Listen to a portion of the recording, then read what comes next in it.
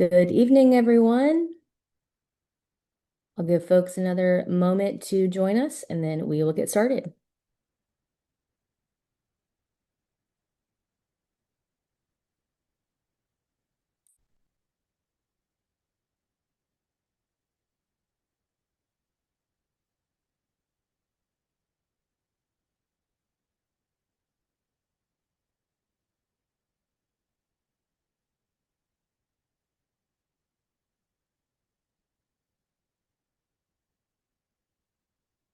All right. Well, welcome again to the next Tiger Talk in our Tiger Talk Parent and Family Webinar series. My name is Casey Ford. I serve as a director in the Gantt Center for Student Experience, and a large part of my role is supporting your experience as a parent or family member of a new Clemson student. And so we've got a few ways for you all to do that, for you to engage in the new student and family orientation process. Perhaps you have been or will be at one of our in-person Ready, Set, Roar orientation sessions, or perhaps you've looked at the guest access of the virtual orientation platform. We've got some content there and a few other places for you all. But another big way that we do that is this webinar series. So understand that you all likely have a lot of questions as you are coming into this transition. And sometimes we know that the best way to get those answered is with some really committed FaceTime with the handful of campus partners who can chat with you live and make sure you are set up for success. And so this is number, I don't know, 7 or 8 in our series, and we'll focus on all things student life and involvement. So we've got a panel of folks who will introduce themselves shortly and have prepared some great content for you all this evening.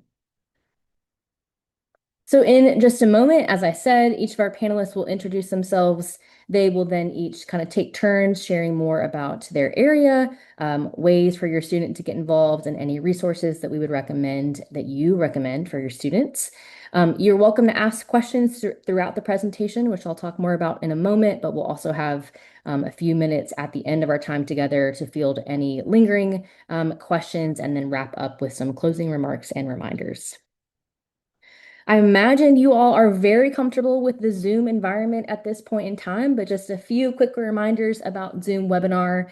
You'll see that audio and video has been muted, so hopefully our faces are the only ones that you are seeing and our voices are the ones that you are hearing. That is intentional just so we can kind of let our panelists have the stage as they are sharing their content with you tonight. You'll also see a few tools on your toolbar there. One of those is the question and answer tool. Depending on your Zoom, you may have to click that more button and then navigate to the Q&A button. We'd ask that you submit questions using that tool. So as we are going throughout the presentations, if you submit questions there, that allows all of us to see those and then to kind of tag team getting those answered. We'd ask that you avoid using the chat or the hand raise tools. There's really not a great way for us to acknowledge the hand raise tool in the webinar environment, and then we are going to use the chat to share out any resources as we go along. So definitely submit your questions through that Q&A button, and we will see those there.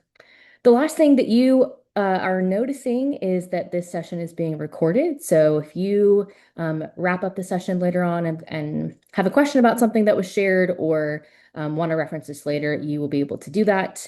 I will remind you at the end, but we record all of these, upload them to our Clemson Family Programs YouTube page, and then send those out through the Clemson Parent and Family Experience portal. All right, with that, I will transition over to our presenter introductions, beginning with Kate. Good evening, everyone. My name is Kate Radford, and I have the great privilege of serving as the Executive Director of the Gantt Center for Student Experience. Hello, everybody. My name is Trish Robinson, and I serve as the Assistant Dean of Students and Director of our Fraternity and Sorority Life office. Hello, everybody. My name is Robert Taylor. I'm the Senior Director in Campus Recreation. Excited to chat with you guys tonight about everything we offer, facilities and programs in Campus Rec. Awesome. First up, Kate Radford. Amazing. Before I start, I am seeing a question in the Q&A or a comment about maybe some echo and reverb with the audio. I'm not experiencing that on my side. If there are other people that are experiencing that, please let us know in the Q&A so we can try to adjust. I don't know what we'll do. I'm not a tech person, but we will work to figure it out. But hopefully that is a isolated experience, but just wanted to acknowledge it just in case. And with that, I'll jump in. So, yes, my name's Kate Radford. Again, I serve as the executive director of our Gantt Center for Student Experience. And I'm excited to talk to you about kind of what does student engagement, student involvement look like on our campus, and how can that be achieved through our center on campus. So I'll start with just telling you a little bit about kind of who we are and what we're trying to accomplish in the Gantt Center for Student Experience. We really exist as a unit to help students kind of foster that sense of belonging to campus. We talk a lot about the Clemson family. We talk a lot about the importance of being connected to campus and feeling like Clemson is home. And we really want to play a big part in that in the Gantt Center for Student Experience. So that's first and foremost what we're trying to do, fostering belonging. We also are very, very laser focused on trying to help students to develop and cultivate and enhance their leadership skills, whether they will choose to lead on our campus, in our local community, or maybe in a future state somewhere. We want to, again, cultivate and build those leadership skills for them and acknowledge the ones that they're coming in with, but also help to make them stronger while they're at Clemson with us. And then the third thing kind of we're centered on is trying to create really intentional engagement opportunities. Sometimes those are the fun and game things, but we do more than fun and games. But I think that we do fun and games really well. But we do some really cool student traditions that I'll talk a little bit about, some major events, and again, just some ways for students to get connected into campus. So doing that through a wide range of programs, student organizations, meaningful community service, all kinds of things that I get a chance to talk to you a little bit about tonight. Before I jump into some of those programs, though, do want to acknowledge our namesakes. So Harvey and Lucinda Gantt is who you see here on the screen. We are named for the Gantt Center. Gantt is not an acronym. Sometimes people think that Gantt is a name. And so the Gantts here on the screen are trailblazers on our campus. They are, in my mind, great people to kind of be named for when we think about the desire to create a sense of belonging and to expand access to campus and to honor leadership on our campus. So Harvey is on the left. Harvey was the first African-American student to enroll at Clemson. He came here in January of 1963. Lucinda, his now wife, entered the fall semester of that same year. She became Clemson's first female African-American student, and we are named for them. Today, we really try to honor their legacy by creating inclusive opportunities that really foster, again, that sense of connection and belonging. And in the Gantt Center, you can expect that you'd find tailored support for every student to find kind of spaces, resources, experiences that resonate with their unique background and their unique goals. All right, so kind of jumping into why is this important? I'm grateful that I get to go first in this webinar and maybe set the tone for my colleagues who will talk about lots of great student engagement opportunities on campus. We are certainly one of many on campus, but want to talk briefly just about kind of why that's important. I hear from families a lot that, there's this sense of, I don't want my student to be too distracted by all the student engagement opportunities on campus. I don't want my student to be overly focused on the out of the classroom stuff. And I hear that loud and clear. You're sending your student to Clemson to get a degree, and we want to help them to do that. And I think the good news that I get to deliver to you tonight is that the things that we are going to talk about are not a distraction from those things. They are a way to enhance your student's experience and to make them more successful in the classroom. We know from a lot of research that students who are involved outside of the classroom typically have a higher GPA, they have more academic success, they are more likely to persist and graduate, get that degree at the end. They're also more likely to be a lot happier on our campus and enjoy that Clemson experience and gain a lot from that Clemson college experience. So, I guess my message to y'all tonight would be please encourage your student to think about what this can look like for them and encourage them to think beyond, okay, yes, they're going to have a class schedule and they're going to have some things laid out for them, but what are those other experiences that truly at Clemson, they get a wide array and variety of opportunities to select from. And we want them to find the things that are right for them and to find that quality involvement, find ways to be not involved in everything. I'm certainly not advocating for that. That can be a distraction, but to find the things that will add meaning to their Clemson experience. In terms of kind of why that matters, beyond some of the things I've already talked about, again, what we know from students being involved is when they do that, particularly in some of the ways I'm going to talk about, and certainly that Trish and Robert are going to talk about as well, they're getting to be in community with other people, and they're getting to practice kind of what does it look like to be maybe in somewhat of a safe environment to improve and practice some social skills, right? Have some disagreement with someone in a program or a student organization that you're a part of and learn how to navigate through that. They're going to get a chance to develop really meaningful relationships outside of the classroom with faculty, staff, and peers. They're certainly going to have an opportunity to connect with faculty in the classroom, but I think sometimes they develop and cultivate really cool relationships when they're interacting with a faculty member who might be serving as an advisor of their student organization and getting to see them through kind of a different lens, and getting to interact with them in a different way. I think the reality is that college, particularly the first year, can be overwhelming and can be stressful. And so some of what we are going to talk about tonight are things that help your student to have that like release of something outside the classroom, some stress management, some fun in their world. And again, we don't see this as a distraction from or a competition with in the classroom learning. We see it as an opportunity to connect classroom learning to then those real life experiences in real time in their college experience. Lots of other things on the screen here, but I'm cognizant of my time and want to kind of step forward and move on to some of the ways your student might choose to be involved through the Gantt Center for Student Experience. But know that we are all here because we believe in this work. We believe that this is an important part of the Clemson experience, of the college experience, and we really want to provide those opportunities for your student.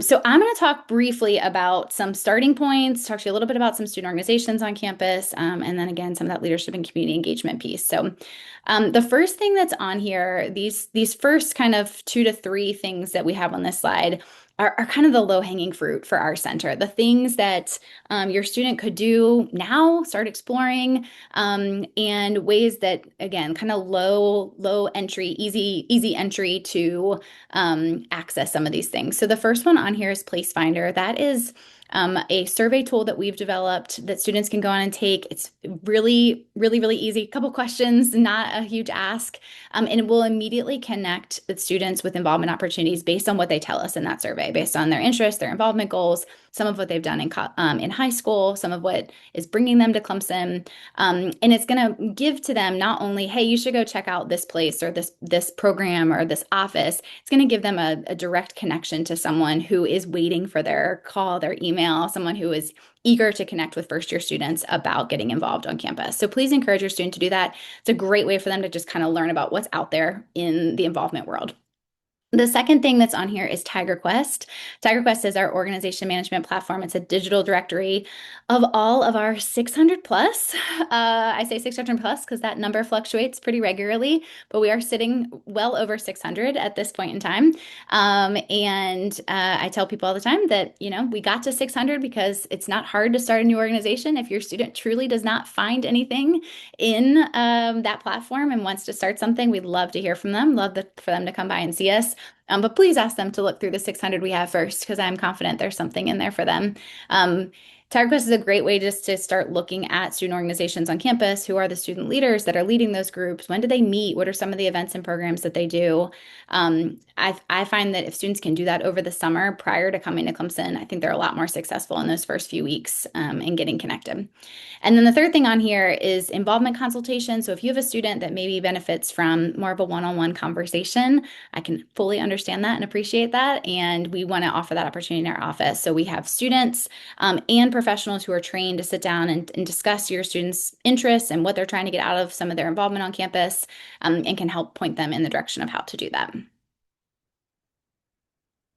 Some other kind of easy or quick involvement starting points. The pictures you see, top picture you see here, and then the logo, and then the first bullet point here are all about Tiger Prowl. Tiger Prowl is our organization resource fair. We have about 300 of our student organizations and clubs who get the opportunity to table at that event. Unfortunately, we don't have a space big enough for all 600 of those groups. So, but a lot of our student organizations are there. During our weeks of welcome, students get a chance to walk through Memorial Stadium on the concourse and interact with all of those student organizations. That'll take place August 18th from 5 to 8 during Welcome Week. And again, I think if students can go through TigerQuest first and start to learn about some student organizations, they're going to be a lot more successful at Tiger Prowl. So please ask your students to do that. Some other kind of things that they'll see right at the beginning of the year, and one of these pictures reflects that, are some really fun campus programs and traditions that we have at Clemson. Our office gets to play a big part in a lot of those things. So the first two, First Friday Parade and Homecoming Build, are coordinated by our Spirit organization on campus, Central Spirit, who we have the privilege of advising and working with. And then Tiger Live, our programming board, does some great events all year, but particularly at the start of the semester to get students connected with some fun events going on campus. I'm going to breeze through Weeks of Welcome because I kind of previewed it a little bit, but I give credit where credit is due to Casey Ford on this call, who has coined this kind of idea of Weeks of Welcome really being about how to college and how to Clemson. It's really what we're trying to do in those first 6 weeks for your student. How can they learn what it's going to take to be successful while they're here, give them some resources, help them make some connections, build out their network. And we do that through 6 structured weeks of programming.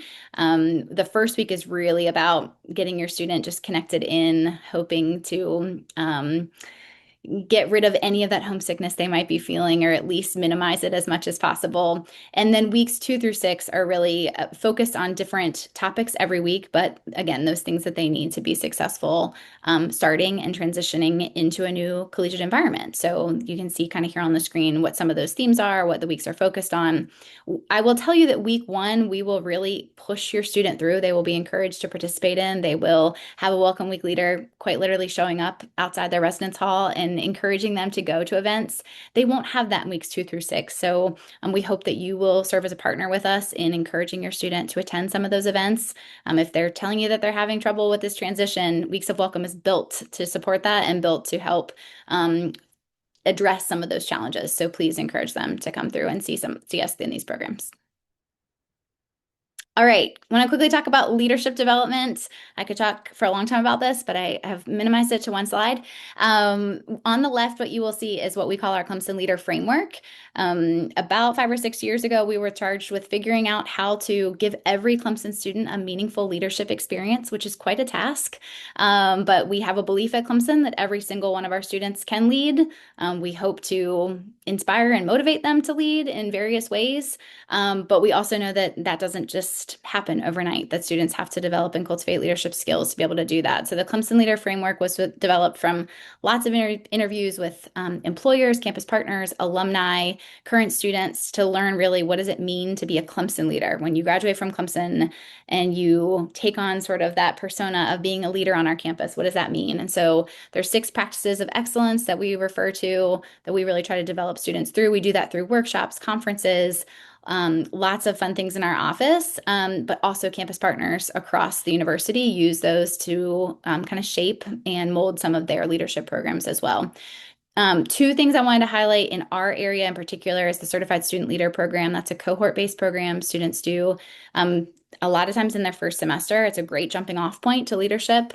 They can spend about 8 weeks. It's once a week for about an hour and 15 minutes per week. They're in a cohort and they focus on a different leadership skill every week. So if you have a student that might benefit from just kind of maybe knocking off the dust a little bit on some leadership skills that they've used previously and developing those for the collegiate environment, the Certified Student Leader Program is a great opportunity for that. And just like we have involvement consultations, we also offer leadership consultations open to all students. Again, students come in, have an opportunity to meet with a peer or a staff member who is trained to talk to them about the Clemson Leader Framework, talk about their current leadership skills, and point them in the direction of leadership opportunities on campus.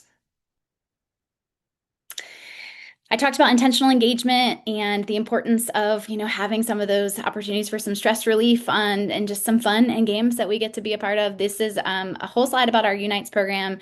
Unites takes place in the Barnes Center on campus every single Thursday and Friday night. So it's late night programming designed to give your students something to do in a healthy environment on Thursday and Friday nights. So all the programs are free. We do trivia every Thursday. And then Friday night is a rotating list of all kinds of fun things, anything from goat yoga, which is one of our most popular events, to game nights, as you see some photos here, paint nights, all kinds of things on Friday night that we hope your student will come by and visit and make a friend and have some fun. Another area of our center, a big one that we hope first-year students will take us up on participating in, is community engagement. So We recognize that your student might be coming from right up the road. Maybe they already live in Clemson, or maybe they're coming from states away or countries away. Either way, we hope that they will take on sort of the responsibility of being a citizen of our community as they live here and go to school here. And we want to connect them with community engagement opportunities that help them to give back to our local community. So our Tiger Quest platform that I talked about earlier has a directory of community partners and ways to volunteer. They can also participate in a day of service. We'll have one early on in the fall. We'll give them a meal, give them transportation, all that to go out and visit a community partner and do some direct service. First year students in particular can also participate in our impact program. That kind of is a way to jumpstart, if you will, their community engagement on campus. That will take place throughout those weeks of welcome that I mentioned previously, but with a focus there on community engagement. And then if they want something a little bit more long-term or significant, our alternative break program offers opportunities over fall break and spring break to go to another community to engage in direct service and hopefully bring back some of those lessons to Clemson. I think this is my maybe second to last slide. This is just some information about, if your student wants to lead on campus and become a student leader, we believe that that happens through non-positional opportunities and through positional opportunities. But this is a list of just some student employee roles, student leader roles that we offer in the Gantt Center for Student Experience. And so wanted to put those up there. We have lots of opportunities beyond programmatic things for your student to connect with us, to be a part of the work that we're doing on campus. And we hope that they will take us up on that. This last slide just has our contact information, so you can email us at gant@clemson.edu. Visit us. We'd love to see you at Move-In if you're coming this way, bracket 300. And then you can follow our social media account there at Clemson_CSLE. And I will pass to the lovely Trish Robinson. Thank y'all. Great. Hello again, everybody. So excited to talk to you all about fraternities and sororities here at Clemson as one of the many involvement opportunities for your student.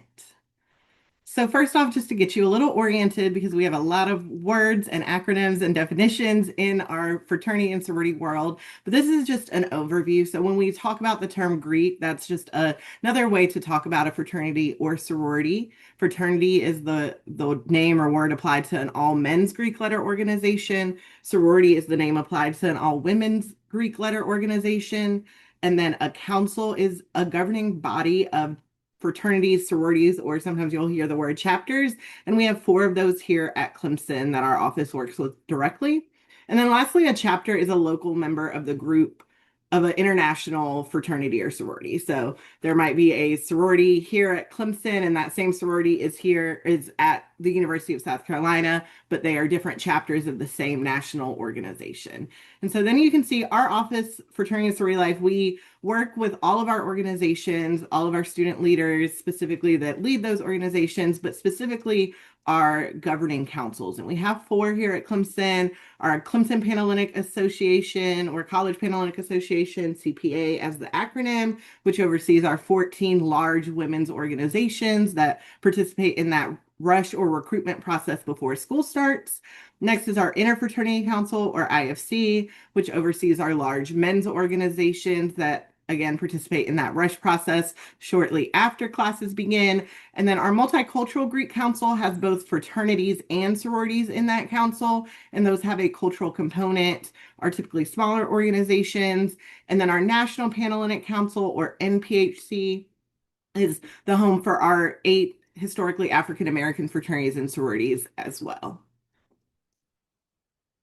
And then just to get us started in an overview on what is Fraternity and Sorority Life at Clemson. So in the fall of 2025, we had over 7,400 students that were members of our organizations. So roughly 30% of the undergraduate population. You can see here in the demographics, our numbers are a little bit flipped from the institution of 60% of our students are from out of state. And so again, really speaks to an opportunity where out of state students are coming to Clemson and seeking our fraternity and sorority experience as a way to make Clemson feel smaller and also meet others from all over the country and from different different countries as well. And so top 10 states are listed there. We're only missing someone from Alaska and North Dakota. So if you know someone, please send them our way. And then again, those numbers as far as the breakdown in women in sororities and men in fraternities. Next slide, please. All right, and then academics. As Kate mentioned, academics is the reason your students are here, and we want to be a part of supporting that as well. And luckily, our organizations here at Clemson do hold themselves to a pretty significant academic standard. There are standards to join, there's standards to stay in. And what we see in the data as well is that our groups are typically doing very well academically. I've been at Clemson for about a decade now, and our FSL, our fraternity sorority GPA overall is always higher than the non-Greek GPA, even if it's just by a little bit. And 84% of those organizations exceed that 3.0 mark, and that data is consistent in fall and in spring. And then you'll see graduation rates and retention rates as well. So really speaking to our Greek students, graduate from Clemson at a higher rate, and also return to Clemson from their first to second year. And again, not saying that is solely Fraternity and Sorority Life's doing, but we do like to think that them being able to build that community and feel like they belong here at Clemson and have people who know them and that they matter to makes a difference. And then lastly, just those top 10 majors, you'll see they kind of range in what they are. Any student, any major really can be a fraternity and sorority student.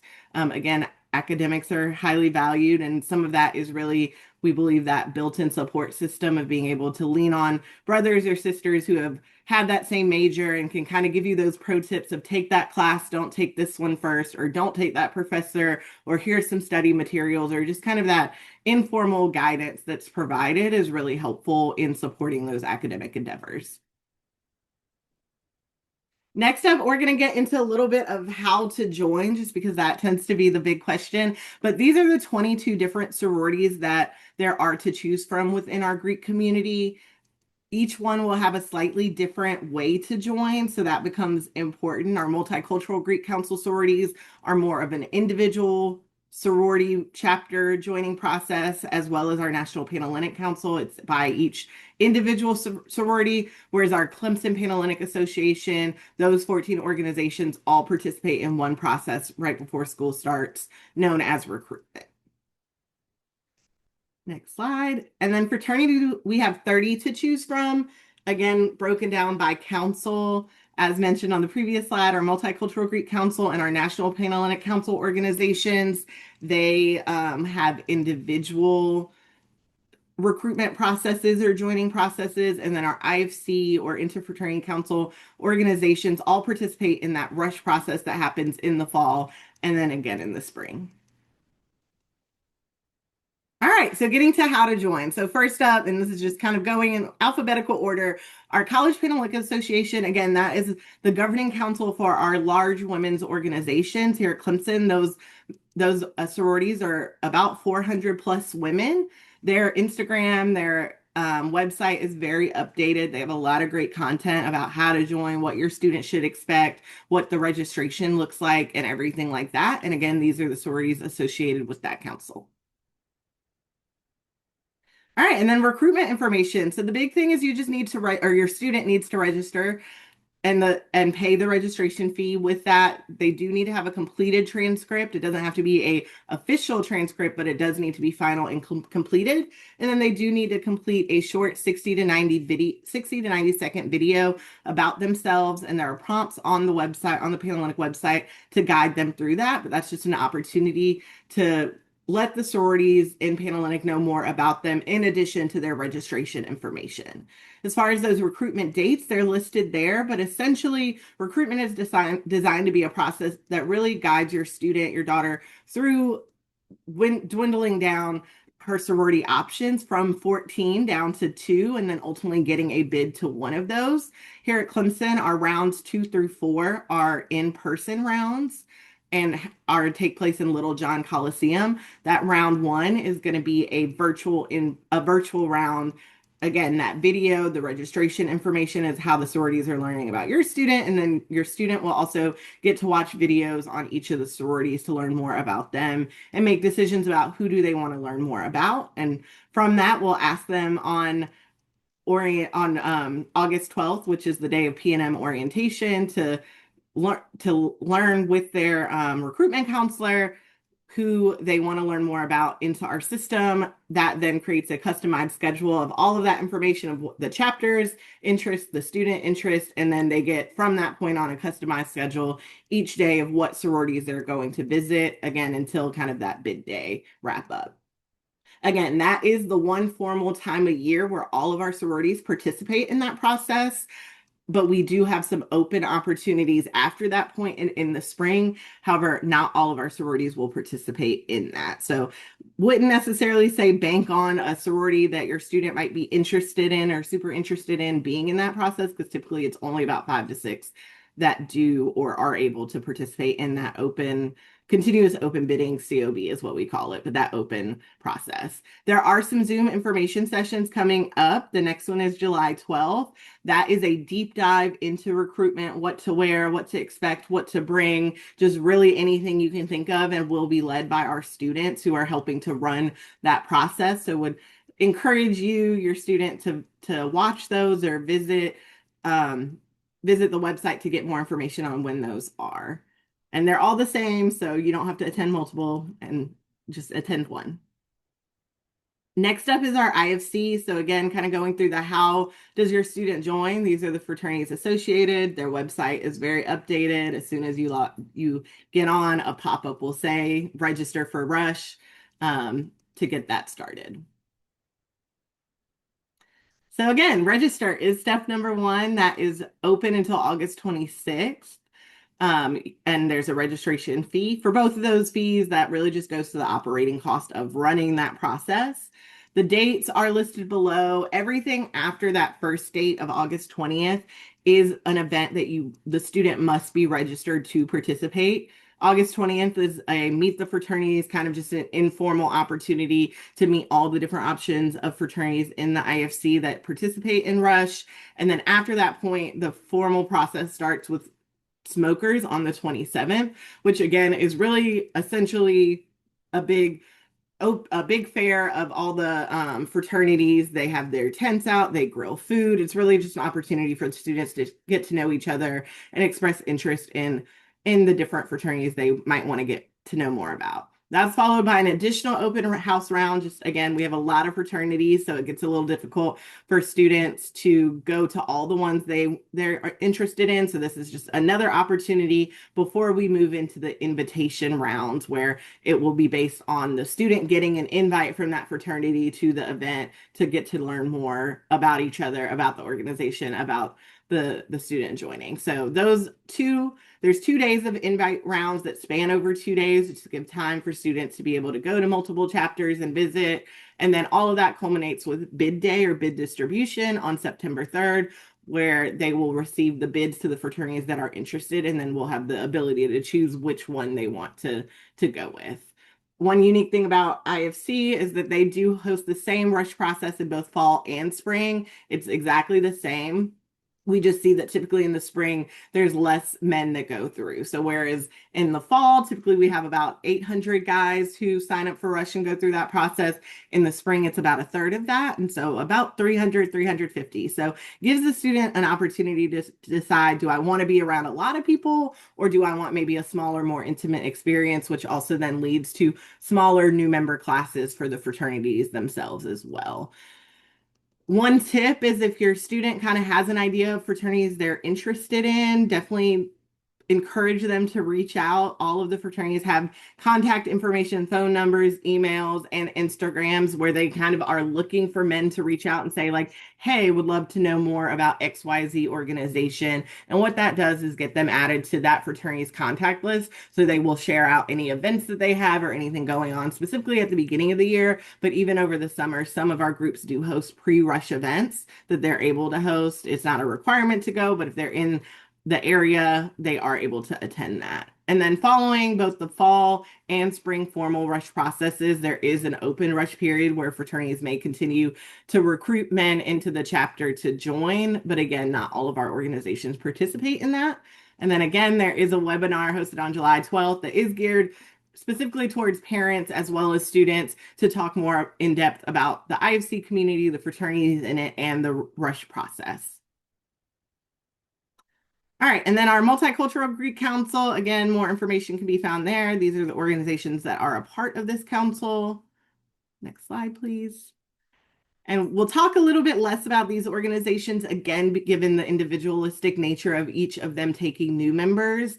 But they kind of do a hybrid of some of them will host an info session or interest session where a student can attend to express interest and then learn more about joining, or some of them will kind of do their own individual recruitment of they host events for a week or two where student can go to multiple events to get a feel for if they connect with that organization or want to join. MGC will be hosting an event that is called Meet the MGC at the beginning of the semester on August 25th. That is a space to get to know all of the organizations at one time if you need to get a feel for this council or the organizations, and do typically participate in all of those first of the year activities such as Tiger Prowl, Grill and Greet, and anything like that. So definitely encourage students to go to that if they want to learn more. And then lastly, our National Panhellenic Council, or NPHC. Again, these are our historically African American fraternities and sororities, open to anyone joining. And similar to MGC, next slide, please, they are a little bit more individualistic in their joining processes. Another unique thing about the chapters in this council is that they do have a Clemson credit requirement. So students will have to have Clemson credits on their transcript before they're able to join, and that will vary by organization. The minimum, I believe, is 12 Clemson credit hours up to 30 credit hours.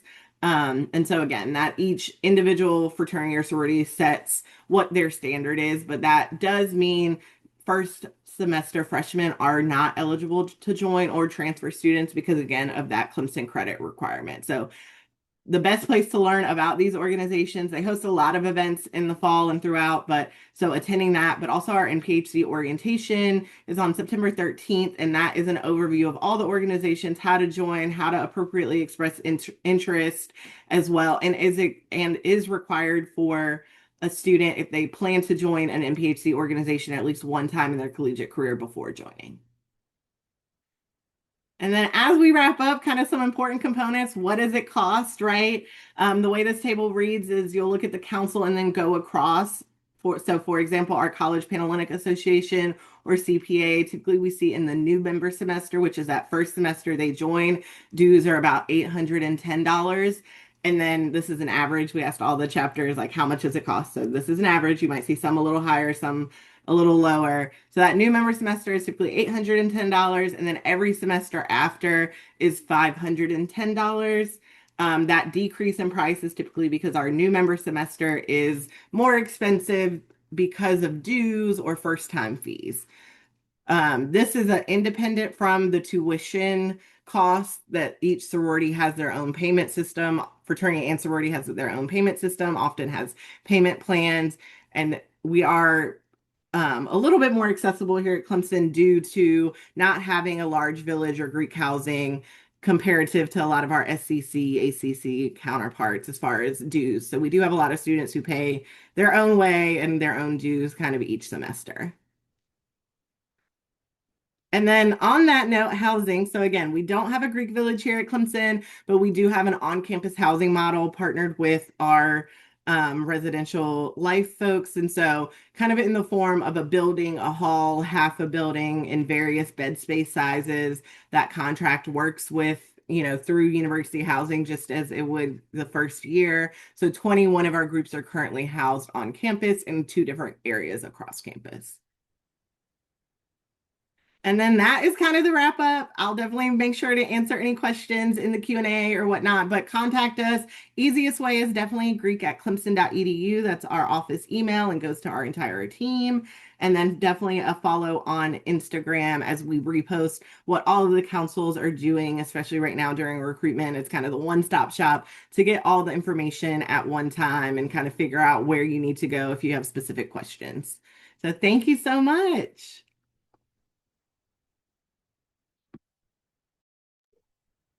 All right, folks. Excited to talk to all of you about opportunities within campus recreation here at Clemson. Um, we have each year, talking about student engagement, when we run the numbers each year, we usually have close to 80% of our student body involved, engaged in some form or fashion in Campus Rec. That could be coming into one of our fitness centers, going to a group fitness class, playing intramural sports, going on an outdoor recreation trip. So it is a really popular part of the student experience here. And it's a great way, to come in and maintain your fitness level and compete. But just with so many students involved, it's also a great way to just meet other students who have similar interests. So what I'm going to do is I'm going to talk through tonight kind of our three main rec centers. And so we have three facilities. Fike is kind of our flagship, our biggest facility. The Douthit Hills Fitness Center, and then the Snow Complex and Andy Quattlebaum Outdoor Education Center. So I'm going to talk through some of those facilities, what you'll see inside, and then also highlight some of our programs that take place in some of those facilities within Campus Rec. So I think the first thing to point out, you'll see here on the top of this slide about Fike is kind of the membership and how that works. I get a lot of questions about, well, how do I join Campus Rec? How do I join Fike? The great news is, as long as you are enrolled in more than one credit hour, you have paid your membership fee, and that gives you access to pretty much all of our facilities and many of our programs. There are add-ons here and there, additional fees here and there that I'll try to mention as I talk through each of these facilities and each of the programs. But that pretty much covers everything there. To say with Fike, I'm going to break down Fike into some different components because again, it is our big rec center and has a lot of different spaces. Another great way to really see what these spaces look like, and that goes for everything kind of that we do in Campus Rec, is to go to our Campus Rec website. We actually have some really great virtual facility tours if you kind of want to get a feel for what these spaces look like beyond kind of the photos that I have on here. So if we go to the next slide, the Swan Fitness Centers, our main fitness floors. So over 15,000 square feet of fitness equipment. Anything from cardio, free weights, selectorized equipment. And we have these kind of spread out throughout the facility. So there's the main fitness floor there that you see when you enter the building. And then there's more specialty rooms as well for different types of functional training. There's areas with treadmills, stretching areas, boxing, and those types of things as well. Going to the next slide, our natatorium. So a lot of students don't realize that we have a pool in Fike, or they think that, the pool's not available for their use, but we do have open swim time. So there's an 8-lane, 25-yard lap pool in Fike. There's also really popular on the pool deck there, a dry sauna and steam room. And there's locker rooms that are attached to that pool, which are available for rent. So I mentioned an add-on cost there. I think if your student wanted to rent a locker, they can. Definitely not required, but those are available there in the natatorium. Next up, the climbing wall, another really popular feature kind of in the back corner of Fike. Is a 30-foot wall. There's 10 different top rope routes. And all of the gear that is needed, climbing harnesses, shoes, belay devices, all included there. And we even have classes. If your students never, participated in rock climbing before, they can go take a class, intro to the wall, learn how to belay, and those types of things that are available. And then we do some fun theme nights, climb nights there as well. Our functional training zone. So I mentioned kind of some of those different spaces that we have available. Functional training has become really popular. So we went in and created an area that has more of that equipment that's designed for functional training. And that's open for open rec whenever Fike's open. And we also do some specialized group fitness programming in that space as well. F45. So this is one of those add-on membership options. So if you're not familiar with F45, you might have heard of things like Orange Theory. And they're really these like boutique fitness opportunities that are offered in communities across the country. have become really popular, not only for just providing you a really awesome workout. This one again is focused on functional training. It's 45 minutes. You come in, really interactive. It's a group environment as well, so we can have most classes up to like 25 people in those classes. That can go in and go through this functional training. Lots of cool music, video screens showing you those movements. So again, F45, that is a limited membership, so we can only accommodate up to about 450 members per semester. And that additional fee is $90 for that membership, but that gives you access to kind of an unlimited number of classes during the week. And we offer classes from starting at 5:45 a.m. All the way through 6, 7 p.m. in the evenings, Monday through Saturday. So really popular option there. All right, before we jump into UPTSM, I also want to mention another popular area that's not on the slides here, but we do have 6 different basketball courts in Fike, and obviously those are used a lot for our intramural sports programs that I'll talk about here in a minute. But during the day, they're left open, and on the weekends, they're open for open recreation. Come in, shoot around, play pickup basketball. But then we'll swap some of those courts over during the week. And we'll drop down volleyball nets for indoor volleyball, pickup games, badminton, pickleball. So lots of different opportunities there on the courts in Fike. UPTSM, so University Physical Therapy and Sports Medicine, is actually located in Fike as well. They work a lot with our club sports programs, but they also are open to any student to come in and do complimentary injury assessments. So if your student has been participating in intramurals, club sports, maybe have, twisted an ankle or something like that, they can come in and see those physical therapists there right on site, on campus. No need to drive to try to figure out how to do that in the community. Moving on to Douthit Hills Fitness Center. So again, located over in the Douthit Hub building, which is just above, it's on the second floor, just above the bookstore. Cool thing about this facility, it's our newest rec center, so it opened up back in 2018. Really nice facility, and we've been able to keep that a student-only facility, which is really nice if things get crowded over at Fike. Lots of opportunities there for, again, additional cardio equipment, free weight equipment, selectorized equipment in that facility as well. Towel service, we do not provide a shower towel service in that facility. So it's kind of a bring your own towel opportunity there. So again, you can check out those layouts and floor plans online with our fly-throughs. Also in Douthit, 2 of our dedicated group fitness studios. We have a dedicated cycle studio, which is again really cool. Black lights, awesome music, the newest bikes kind of in the industry. With the group fitness training area. And then we also have a cardio and another group fitness studio available in that space as well. And I'll talk a little bit more about group fitness programming here in just a minute. But as I mentioned, yeah, treadmills, steppers, ellipticals, bikes, rowers, all in Douthit Hills. All right, and then the Snow Family Outdoor Fitness and Wellness Complex. So the Snow Center is located, if you're driving out there or walking out there, it's about a mile from campus, kind of the center, right by Fike, going out about a mile there, but it's right on the lake. If you're familiar with campus, maybe you're an alum here, it's still referred to, a lot of people call it Y Beach. So that facility has changed dramatically over the last few years. Lots of turf fields out there that are used for intramurals and club sports. And then there are also a lot of open recreation areas. So the beach is still there. There's picnic areas. There's a little walking trail in the woods. A couple of the other clubs are located out there. The Water Sports Club, the Sailing Club. So lots of cool opportunities out at Snow. And during the week, there is a park and ride shuttle that runs back and forth from campus to get out to Snow. All right, and then the facility out there, Andy Quattlebaum Outdoor Education Center, located right on the lakefront.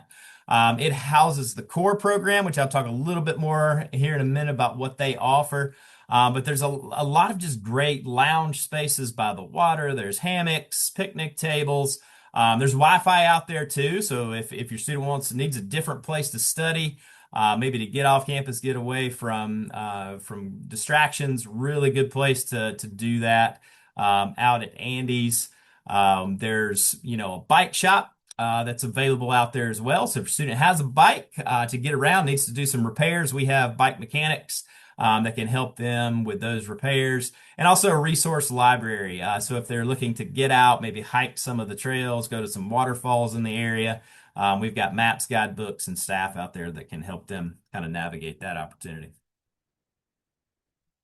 All right. Also in that space, core rentals. So really popular thing out at Andy's and out on Lake Hartwell is our boating rentals.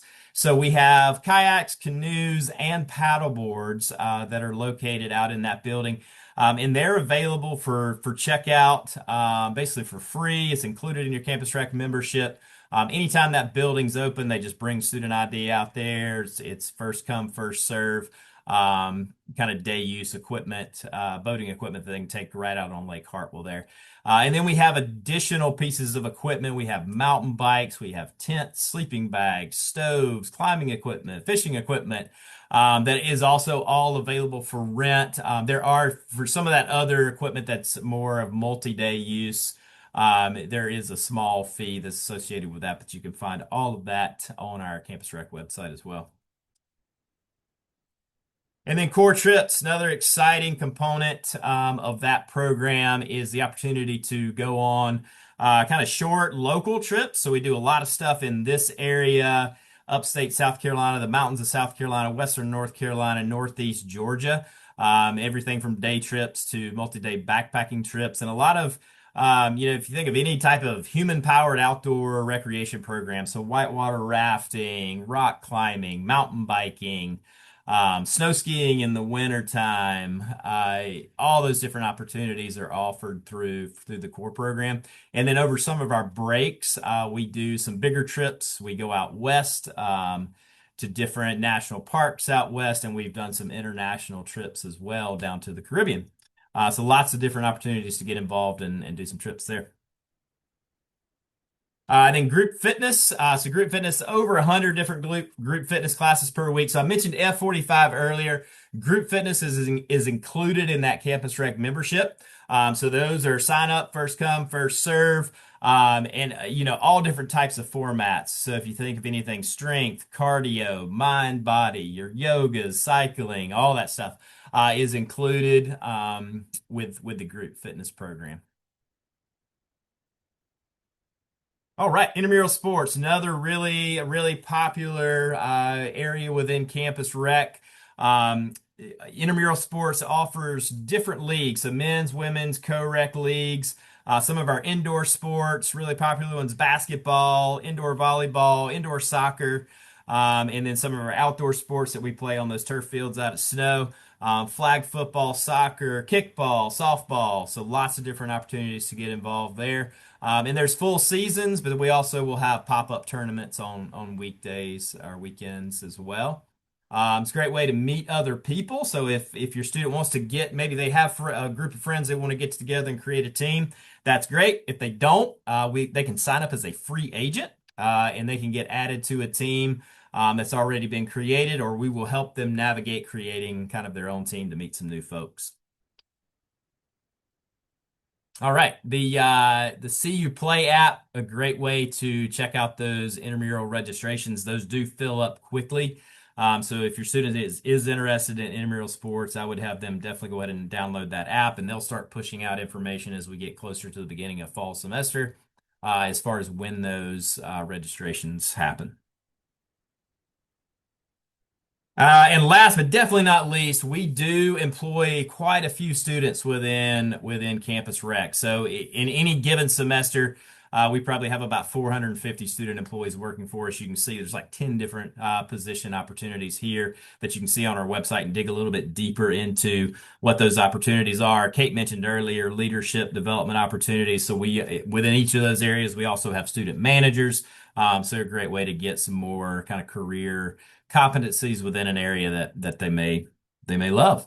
And I think that's my final slide, but I'll just add again, website, great source of information. Then our Instagram page at Clemson Campus Rec is another great way to keep in touch. I'll kick it back to Casey.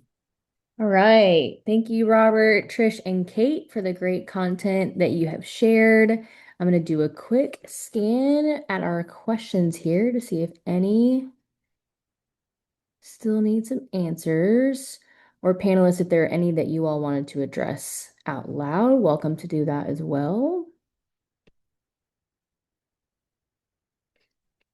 One I see for Robert, do students need a prescription for the physical therapy elements that you mentioned?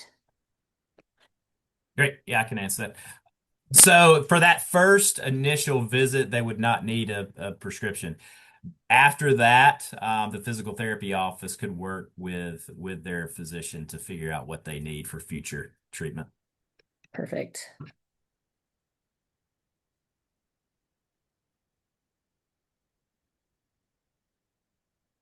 I think I see a couple on there as well. A couple more. I'll just throw these out there too. See a couple of tennis questions. So there is a club tennis team, but we do not currently offer intramural tennis. But we have a great club tennis team.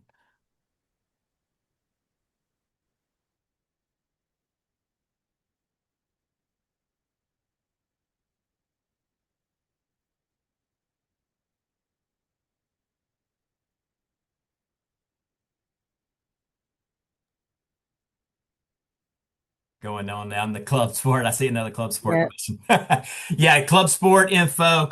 So our clubs are independent student organization. So when you say club sport at Clemson, we do have clubs that we work more directly with if they use our facility spaces.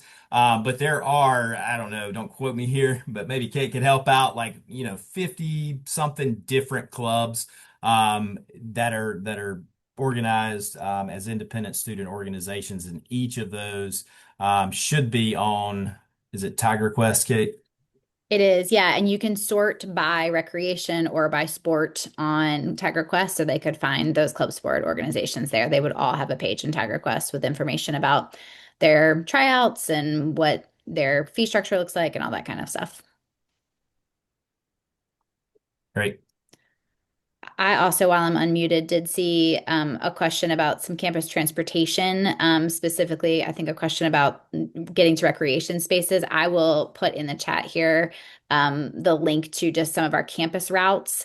And I would say the short answer to that is there's not a direct route from every single residence hall to Fike, for example, or even out to the Andy Quattlebaum Center, but there are several routes that kind of loop around the area and could be an indirect route. And then we also have a great evening shuttle kind of ride share service at Clemson called Clemson Nightline that students can call and get on-demand transportation around campus from the hours of 6 p.m. to 2 a.m. So if you're looking at like an evening when buses may not be available, that is a great safe option for students to get to some of these lots of opportunities, things that any of us talked about, but definitely to some of those recreation spaces. So I will put that in the chat in just a second.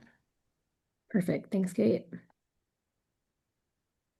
I've got a few more in here. I see a question about if this information is shared with students as part of their orientation. The short answer is yes. So we've got a few ways of doing that. A lot of the kind of campus highlights and resources that folks have shared tonight, they first had access to through their virtual orientation platform. So they would have engaged with that really at the beginning of their experience. And then if students have been able or will attend the Ready Set Roar in person, optional in person orientation experience. All of the campus partners who you see on your screen currently are engaged in that program as well. And so several ways to get this information. Kate talked a little bit about our weeks of welcome programming. We really reiterate, again, a lot of these resources. There are weeks of welcome events that connect each of these areas that take place in some of the campus recreation facilities that connect students with org. So yes, there will be many opportunities for them to hear a lot of what we're sharing here.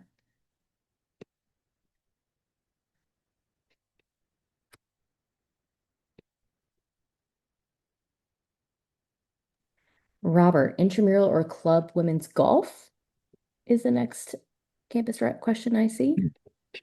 We do not have intramural golf, but I believe there is a club women's golf team, and that would be found on that Tiger Quest website. Okay.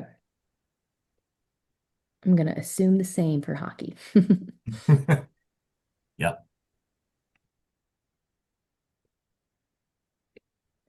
All right. Trish, I see your question queued up. Yeah, so there was a question about if all the women who go through the recruitment process receive a bid. And so typically the recruitment process is designed to be a I want to say mutual, the word just left me.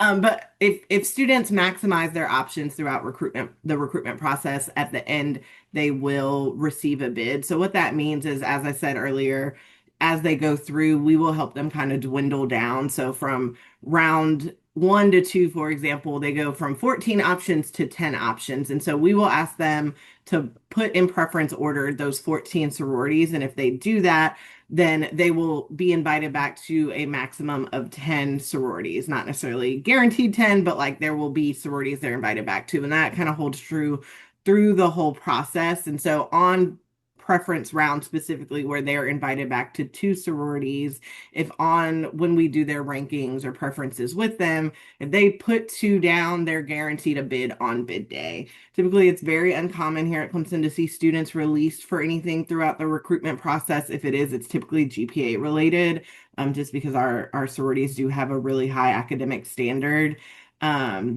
But outside of that, the short answer is majority of our women do receive a bid to a sorority. It's just not always their first choice of sorority. And that's where that question gets a little difficult to answer. But for those of you who are maybe a little bit more number oriented, last year, for example, we had 1,947 women register for recruitment. Of that, 1,626 received bids. Now, I know you're saying like, hey, that's like a gap of some 100, 200, 300 students. 150 or 259 of those self-withdrew, right? So want to recognize that was them deciding, hey, this isn't for me, or hey, I don't like the options I have left, but I do have options left, or just generally maybe the sorority experience isn't for me. And then 3% did not receive a bid on bid day, and that was because they self-selected when we said, hey, you've got 2 options you need to list 2. They chose to only put 1, which then meant kind of is the way that process plays out is that opens them up to the chance of, if they don't get their first choice, there's not a second choice to place them into. So again, 1,947 last year. Of that, 13% self-withdrew and 3% did not receive a bid because, again, they self-selected and are highly educated. Throughout the process, there's multiple communication on what that means to only put down 1 sorority when you've got 2 options. So I hope that helps. The short answer, though, is yes, they do the process as it's explained and follow instructions. More than likely they will have a bid by the end of it. Again, we have 14 great sororities and they are all wonderful. It may not just be their first choice of sorority. Perfect. Thanks, Trish. All right, friends, I think we have caught up on our questions here. If more come up, of course, always happy to field those offline. We'll be sure to put our contact information in the chat, but cufamilies@clemson.edu is going to be the best way to reach us. And then we can certainly work with partners to get any questions answered that we may not have the answers to. I said this or shared this in the beginning of our time together, but a reminder that this session is recorded. So give us a couple days to get this kind of edited and uploaded in the places that it needs to be. And then we will share this out as well as the any of those questions and answers out with you all through the Clemson Parent and Family Experience portal. Super quick plug for the portal. If this is the first time that you're hearing of it or you're wondering why I keep saying those words, that is really what we treat as the hub for all family communication. So again, things like this, these webinar recordings, information, particularly as we get closer to August and that transition to campus, but also Clemson news, university updates, a lot of what we receive as folks who work at Clemson that we feel like is pertinent for families or that we know is going to your student. We try our best to mirror that there. So super easy way to get connected. You very likely already have an account in that portal, but if you feel like you've not been receiving that information, would encourage you to do so for sure. And then as we close out, just wanted to send or share one more reminder. We have a handful of these Tiger Talk webinars left as we get closer throughout the summer. So our next one is preparing for Family Weekend as we prepare to open registration for that event. And then we've got a handful more throughout July. And then before you know it, it'll be August. So definitely check out, again, the portal that I mentioned, our website, which I believe Sherelle has shared in the chat. We'll have the descriptions for all of our remaining webinars, as well as the links to register for those sessions. So again, feel free to reach out if there are more questions after our time together. Again, I really appreciate you all being here and hope to see you at the next session. Thanks so much, everyone. Have a great night and go Tigers.